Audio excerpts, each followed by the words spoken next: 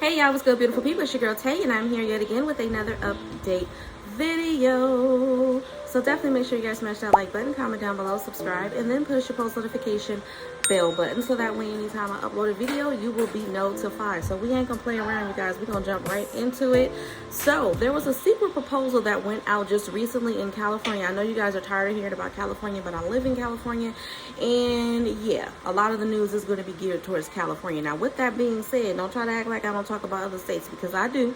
And there's been a significant amount of time in which I wasn't talking about what was going on in California, even when it came to PEBT. So there was a proposal for student cards to cover free meals, but it failed, okay? I didn't even know this proposal was out and about. It says a bill that would have granted electronic benefit transfer cards to low-income school children to cover meals when classes not in session quietly failed last week in state legislature. Food banks across California promoted the legislation, noting the pandemic's impact on child's hunger, as school closures made food insecurity worse for families that rely on schools for meals. The legislation, Senate Bill 364 by State Senator Nancy Skinner, she's a Democratic representative of Berkeley, would have created a state-funded food program for low-income eligible K-12 children to be used when schools are closed during the summer. The bill was modeled after a federal policy enacted during the pandemic that loaded cash onto EBT cards for eligible families with children to purchase food while classrooms were shuttered. Okay, so from the sound of it, this is looking like a pandemic EBT program. I don't know if it will be called pandemic EBT, but it's basically going to be food stamp benefits that they want to place on a card for children only when they're out of school for the summertime. Now, I do understand the struggle for some parents that they have. When kids are in school, they get that breakfast and that lunch. Although, let me just say that breakfast and that lunch at school is not, I wouldn't necessarily say I rely on it. In fact, a lot of the times I do kind of, especially my daughter here, I would suggest that she would take an additional snack to school with her, even if it's just a piece of fruit, because sometimes the options that they have available in school doesn't really do much for the children, okay?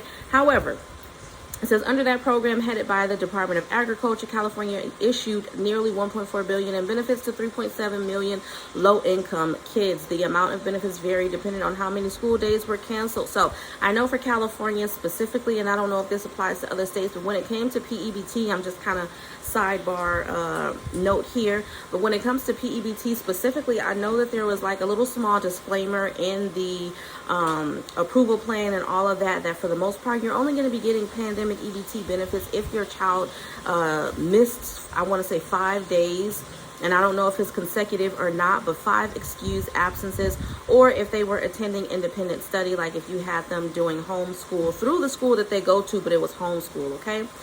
Skinner wanted to make the summer program, it says the amount of benefits vary, but the maximum allowance for the summer period, I believe, is $365, somewhere between $365 and $391. Skinner aimed to make the program permanent in California, and I have to applaud her for that. I think that it's an excellent program. Even if they can't get the food stamp benefit program up and running, I still think that they should provide school meals the way that they were doing when the pandemic began, where you could still go to your homeschool and pick up a week's worth of meals for those who really need it. Despite the success of the program, there is no plan to continue it post-pandemic, Skinner said in an analysis of SB 364. This is a model California could use to provide meals during times that school is out. So y'all let me know what you think about this down below in the comment section, because again, I didn't even know that they were trying to make it permanent. I like where she's going with this, definitely. But again, I was completely unaware that they were trying to make this permanent. I think that it's a good idea, but we'll see moving forward. So, Vice President Kamala Harris introduces new fund to support Oakland, California students. I know, y'all. I know. And I didn't even know this was about California, so don't come for me, okay? It says Vice President Kamala Harris helped launch a new college scholarship fund for students born in her hometown of Oakland, California, sharing her thoughts on equality and equity with students there. The Oakland Generation Fund, an outgrowth of an initiative started by Major Libby Schaaf's Oakland Promise, will provide $500 college savings accounts for children both in Oakland to savings accounts for children born in Oakland to low-income families. It will also fund scholarships of $1,000 per year for low-income students in Oakland public schools who pursue a 2 or 4 year college degree or trade certificate. Speaking of which, and I might be crazy, y'all let me know what y'all think about this down below in the comment section, but I'm thinking about getting my master's degree. What y'all think?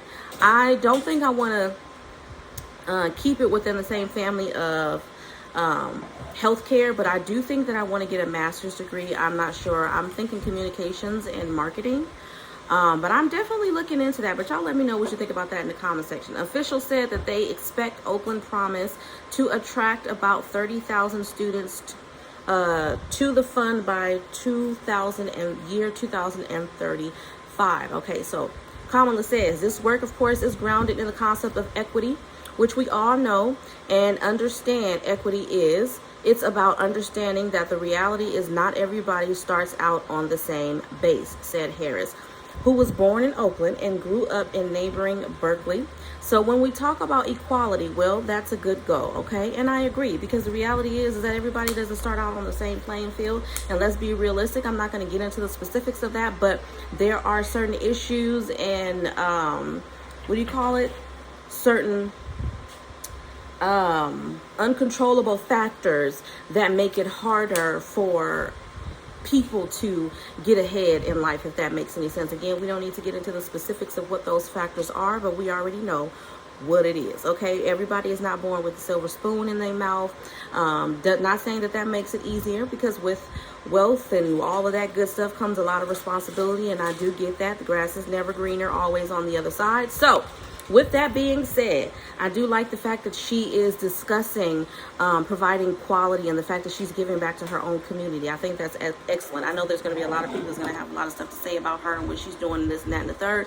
None of that stuff bothers me. People talk about everybody all the time. You know what I'm saying? It's at this point where I'm just like, get a life and stop worrying about what everybody else is doing, because what are you doing to help the situation? Same thing for people who are driving on the freeway. You see an accident and you too busy bottlenecking to see what's going on, but you ain't going to get out and lift a finger, call AAA or nothing. But you're holding up traffic worrying about somebody else's hard time, okay?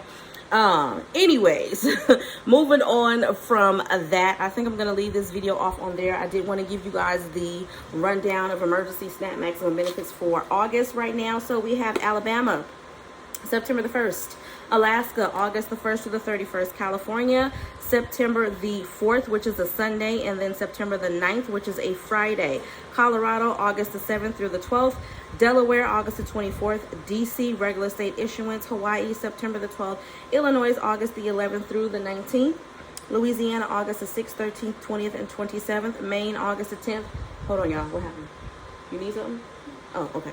Maryland, August the 1st through the 31st. Massachusetts, September the 2nd. Michigan, August the 13th through the 22nd. Nevada, I still don't see any payout dates, but you're on the list. New Jersey, August the 1st through the 5th. New Mexico, August the 1st through the 31st. New York City, August the 16th through the 29th. And then the rest of the state, August the 14th through the 18th. And then August the 8th through the 11th. Then we have North Carolina, August the 22nd through the 31st. Ohio, August the 25th. Oklahoma, August the 10th through the 15th. Oregon, August the 10th, 30th, and then September the 1st.